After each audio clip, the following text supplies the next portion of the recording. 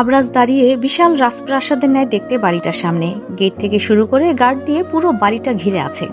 এই বাড়িটাতে একসময় তার রাজত্ব চলতো, সেও এখানে থাকতো। কিন্তু সময়ের সাথে সাথে সে নিজেকে যথাসাধ্য এটা থেকে দূরে নিয়ে নিল। ছোট একটা সুখ নীর বাঁধলো, স্বপ্ন দেখলো, বিয়ে করা স্ত্রীকে নিয়ে সংসারও করলো। তবে খুব বেশি দিন নয়, এটাও শেষ করে দিল। এ সব তো তার বা হাতের খেল তৈরি করা।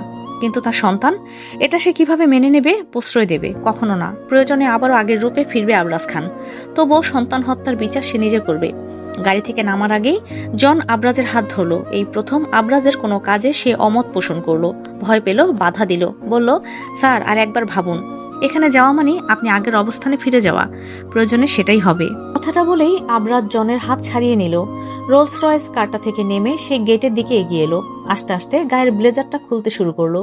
গার্ড কজন সামনে এলো। আবরাজ ভয়ঙ্কর দৃষ্টিতে তাকাতেই সবাই সরে দাঁড়ালো। একটা সময় এই আবরাজ খানের কথাতেই উঠতে বসতো তারা। পুরনো খাতিরে শুধু বলল, you will be fine, go back to good, don't stop me. ব্যাস এটুকু কথাই। গার্ড মাথা নিচু করে নিল।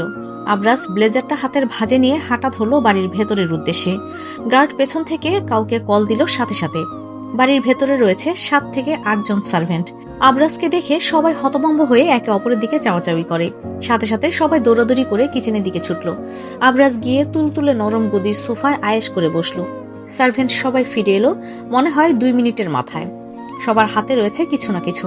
হট কফি, কোল্ড ড্রিঙ্কস, শরবত, কারোর হাতে বা টাওয়াল, কেউ বা পানির গ্লাস। আবরাজ সেদিকে একবারও তাকালো না।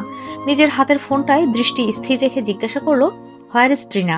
Ma'am is in the game room sir, একজন সার্ভেন্ট বলল। আবরাজ সাথে সাথে উঠে দাঁড়ালো। দোতলায় সিঁড়ির সাথে তাদের গেম রুম। মুখস্থ আবরাজের এই বাড়ির প্রতিটা কোণা। হনহনিয়ে সিঁড়ি বেয়ে উপরে উঠে এলো। কাচের দরজাটা ঠেলে নিঃশব্দে ভিতরে প্রবেশ করে কোনো দিক না তাকিয়ে দেয়ালের সাথে সেট করা সোফায় ছুঁড়ে ফেলে দিল হাতের ব্লেজারটা। সাদা শার্টটার হাতা ফোল্ড করতে করতে একদম গিয়ে বিলিয়ার্ড টেবিলের সামনে দাঁড়ালো। ট্রিনা কিউ স্টিক দিয়ে সবেমাত্র একটা বল ফেলতে যাচ্ছিল পকেটে। তখন আচমকাই কেউ সামনে চলে আসায় চমকে উঠল সে। মনোযোগ বিচ্ছিন্ন হলো। বলটা গড়িয়ে গিয়ে বিলিয়ার্ড টেবিলের সামনে দাঁড়ানো ব্যক্তিটার বরাবর সামনেই স্টপ হলো। ট্রিনা বিরক্ত হয়ে নিচের দিকে তাকিয়ে থেকে চোখ বন্ধ করে দাঁতে দাঁত চেপে বিরক্তি স্বরে প্রকাশ করে বলল, হু আর ইউ? ইটস মি, আবরাজ খান। ট্রিনা কল্পনাও করেনি, কখনোই ভাবনায় আসেনি এটা আবরাজ হবে। ভেবেছিল খুব বেশি হলে জুনায়েদ হবে, নয়তো কোনো গার্ড। কিন্তু আবরাজের গম্ভীর রাশভারী কণ্ঠ মেয়েটার আত্মা পর্যন্ত কেঁপে উঠল। ধীরে ধীরে সোজা হয়ে দাঁড়িয়ে নিজের চোখকে অবিশ্বাস করতে পারল না। অস্ফুটে মুখ দিয়ে বেরিয়ে এলো, আবরাজ? ইয়েস। আবরাজ ঠোঁট চেপে ধরে অদ্ভুত হাসল। ট্রিনার শরীরের প্রতিটা লোমকূপ শিরশিরানি হলো। সে নিজেকে যথাসাধ্য সামলে রাখার চেষ্টা করলো। আবরাজ নিশ্চয়ই জানে না তার বউকে স্লো পয়জন দেওয়া হয়েছে। অবশ্য জানার কথাও না। না জানার জন্যই তো এই পন্থা অবলম্বন করেছে সে। তবে কি অন্য কোনো কারণ? সে নিজেকে স্বাভাবিক দেখিয়ে জিজ্ঞাসা করলো, তুমি এখানে? আসতে তো হতোই। তার পাগল মন আবরাজ খানের একটু আহ্লাদি স্বরে গলে উঠল। বেশ আগ্রহ নিয়ে সে বলে উঠল, আমি জানতাম আবরাজ, ওই মেয়েতে তুমি বেশি দিন আটকাবে না। আবরাজ ঠোঁটের কোণে অদ্ভুত হাসি ঝুলিয়ে ধীর পায়ে এগিয়ে এলো। ট্রিনা দ্রুত পা ফেলে বিলিয়ার্ড টেবিলের মাঝামাঝি এসে আবরাজের কোমর জড়িয়ে ধরল। নেশাতুর ভঙ্গিতে এক হাত ছুঁয়ে দিল পুরুষটার উন্মুক্ত বুকে। আবরাজ চোখ বন্ধ করল। তার চোয়াল অনুমান করা গেল খুব কঠিন। ট্রিনাকে সে দ্রুত নিজের থেকে ছাড়িয়ে নিল। হাত একটা আলগোছে ধরে বলল, এখানে না। ট্রিনা অস্থির। বহুদিন হয় সে পুরুষের ছোঁয়া পাচ্ছে না। জোনায়েদ নেই, তার উপর মিস্টার জি তাকে বাইরে যেতে দিচ্ছে না। এক প্রকার আটক করেছে তাকে, অসুস্থতার নাম করে। তাই বাইরে যাওয়ার সুযোগ সে হাতছাড়া করলো না। তাছাড়া আবরাজ খানের মতিগতি কখন আবার ঘুরে যায় তার ঠিক নেই। একবারের জন্য হলেও তার এই পুরুষটাকে চাই। যেখানে আবরাজ খান নিজে তার সঙ্গ দিতে এসেছে, সেখানে এই সুযোগ হাতছাড়া করার কোনো মানেই হয় না। কে বলতে পারে, হয়তো এটাকে সে কাজে লাগিয়ে আবরাজ খানকে আজীবনের জন্য নিজের করতে পারে। চালাক নারী বুঝলই না আবরাজ কেন এলো। কিছুই মেয়েটার মাথায় এলো না। আবরাজের হাত টেনে ধরে বেরিয়ে এলো। আবরাজ বাঁকা হাসলো। মেয়েটা আসলেই পাগল। তার অস্তিত্বকে মেরেও কি অবলীলায় তার সাথে কথা বলছে, বাইরে যাচ্ছে। একটু ভয়ও হচ্ছে না, ভাবছে না কিছু। গাড়ির নিকট আসার আগেই গেটে তাদের আটকে দিল গার্ড। আবরাজ তৎক্ষণাৎ জনকে ব্লুটুথের সাহায্যে সচেতন করলো। ট্রিনা একজন গার্ডকে ততক্ষণে থাপ্পড় মেরে দিয়েছে। তারই বাবার খেয়ে তার সাথে ঘাড় উঁচু করে কথা হচ্ছে। মেয়েটা সহ্য হলো না। সামান্য একটা ব্যাপারে মেয়েটা কতটা ডেসপারেট। আবরাজ ঠোঁট কামড়ে ধরে প্যান্টের পকেটে হাত গুজে এগিয়ে এলো। তারপর নিজ দায়িত্বে বেরিয়ে এলো ট্রিনাকে নিয়ে। গাড়ি ফাঁকা।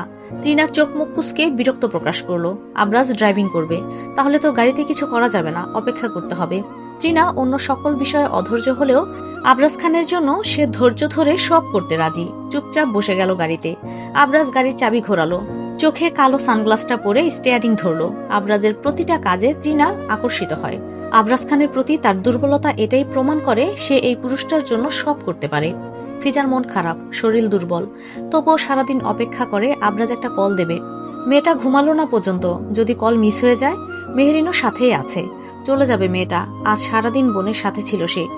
গত রাতের পর আব্রাহাম আর খোঁজ করেনি মেহেরিনের। এতে আরো অভিমান জমেছে মেয়েটার মনে। ফিজা বোনকে যাওয়ার ব্যাপারে কিছু বলে না, বলার অধিকারও নেই। এখন তো শুধু মেহেরিন তার বোন না, এবাড়ির বউ, যা ইচ্ছে করতে পারে। তবে মন খারাপ দেখে মেহেরিনকে জিজ্ঞাসা করলো, কি হয়েছে তোর? আপুকে বল। কিছু না আপু। ভাবনায় বিভোর থাকা মেহেরিন অপ্রস্তুত হয়ে সাথে সাথে জবাব দিল। কথার টোন কেমন যেন লাগলো ফিজার। বোন তার সহজে মন খারাপ করে না, চুপচাপ থাকে, তবে মলিন হয়ে না। বিচক্ষণ রমণী ফিজা ছোট বোনকে চেনে। তাচ্ছিল্য হেসে বলে উঠল, আপুকে মিথ্যে বলতে শিখেছিস এখন?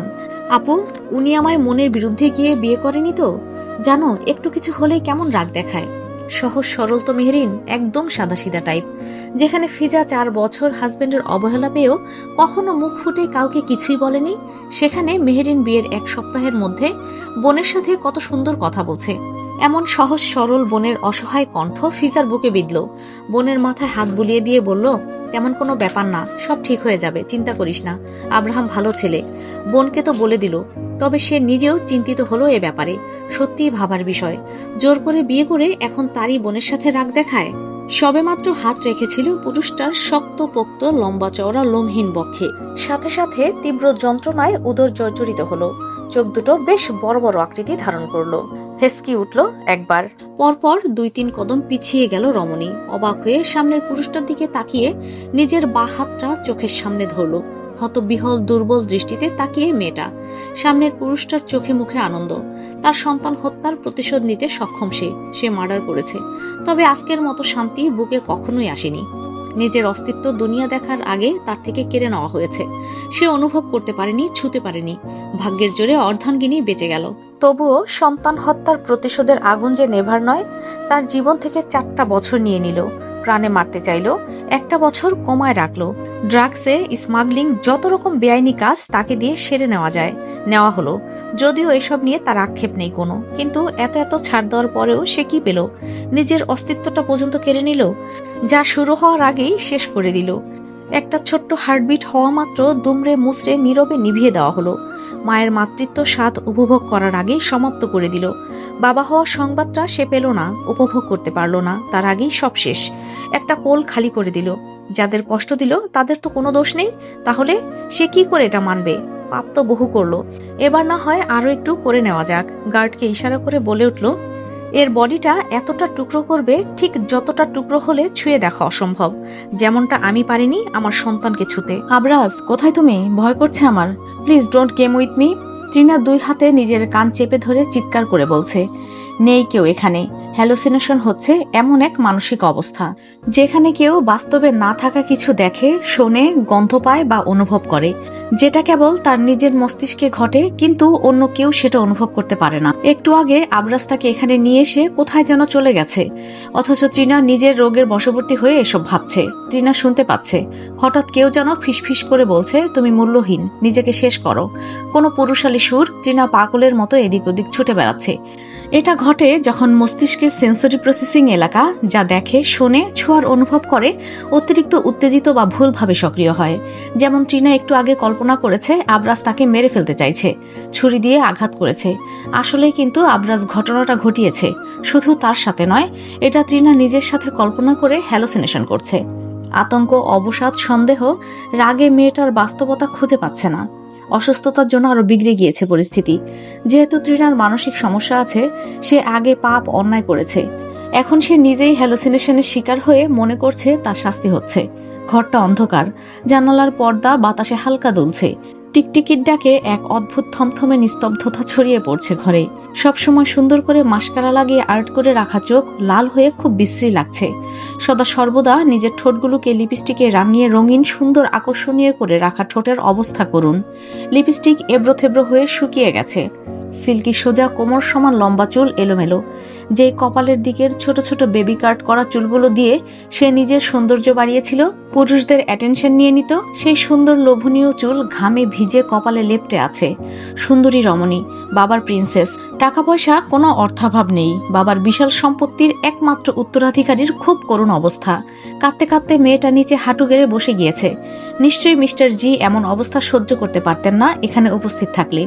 আবরাজ কাচের দেয়ালের ওপাশে বাঁকা হাসল। জনকে কিছু ইশারা করতেই সে চলে এলো এদিকে। তৃণা হঠাৎ দেয়ালের ওপাশ থেকে পুরুষালী গলা আবার শুনতে পায়। তুই পাপ করেছিস তৃণা, তাই শাস্তি তোকে পেতেই হবে। তৃণার চোখ বড় হয়ে যায়। কাঁপতে কাঁপতে সে উঠে দাঁড়ায়। কে কে বলছে এসব? তোর রক্ত চাই, তোকে মুক্তি দিতে হবে। তুই মরলেই এই পাপ ঘুষবে। চারদিক থেকে সব পুরুষালী গলায় একই কথা ভেসে আসছে। কাচের দেয়ালের আয়নার ভেতরে তার প্রতিচ্ছবি কথা বলছে। তুই নোংরা, তুই পচে গেছিস তৃণা, মর মর। তৃণা কানে হাত চাপা দিয়ে চিৎকার করে উঠল, থামো প্লিজ থামো, আমি আর পারছি না। সে কাচের দেয়ালে মাথা ঠুকতে থাকে, কাঁদে, হাঁটে।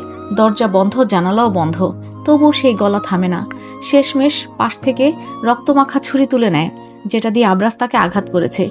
পেটটা যেন ব্যথায় টনটন করছে। শেষবারের মতো আয়নার দিকে তাকায়। আয়নায় তার নিজের রক্তমাখা শরীর দেখতে পায়। সাথে সাথে নিজের শরীরে আঘাত করে, একবার দুবার বহুবার। রক্তে ভেসে যায় জলপাই রঙের লেডিস শার্ট। এরপর সে নিচে পড়ে গেল। আস্তে আস্তে তারই আঘাতের কারণে শরীর থেকে রক্ত বেরিয়ে সাদা ফ্লোর রক্তে রঞ্জিত হয়।